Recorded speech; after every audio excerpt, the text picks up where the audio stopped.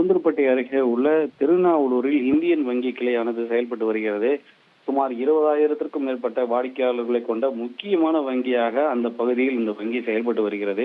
இந்த வங்கியில் உள்ள 4 லாக்கர்கள் சுமார் 100 கிலோ தங்கம், பல லட்சம் ரூபாயானது இருக்கின்றது என சொல்லப்படும் நிலையில், இந்த வங்கியின் ஊழியர்கள் மற்றும் மேலாளர்கள் நேற்று மாலை வழக்கம் போல தங்களது வங்கி பூட்டிவிட்டு இன்று மறுநாள் காலை வந்து பார்த்தபோது வங்கியின் முன்பக்க கதவு மற்றும் ஷட்டர் உடைக்கப்பட்டு பாதி ஷட்டர் திறந்த நிலையில் இருந்துள்ளது.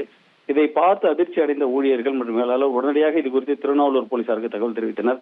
தகவல் அறிந்து வந்த திருநாவலூர் போலீசார் சம்பவ இடத்தில் கிடைக்கப்பட்ட கைரேகை மற்றும் தடயங்களை சேகரித்தனர். தற்போது மோப்பனாளர் வரவைக்கப்பட்டு அந்த சம்பவ இடத்தில் திருட்டு எவ்வாறு நடந்திருக்கும், திருடர் எந்த வழியில் வந்து எந்த வழியாக சென்றிருப்பார் என்பது குறித்தெல்லாம் தற்போது விசாரணை நடத்தி வருகின்றனர். மேலும் வங்கியில் கிடைக்கப்பட்டுள்ள சிசிடிவி காட்சிகளின் அடிப்படையில் அவர் சட்டை மற்றும் கைலி அணிந்து வந்துள்ளதால் அவர் திருட்டையே தொழிலாக செய்திருப்பவராக இருக்கலாம் அல்லது குடியாரராக கூட இருக்கலாம் என்ற ஒரு கோணத்திலும் தற்போது விசாரணையானது நடைபெற்று வருகிறது.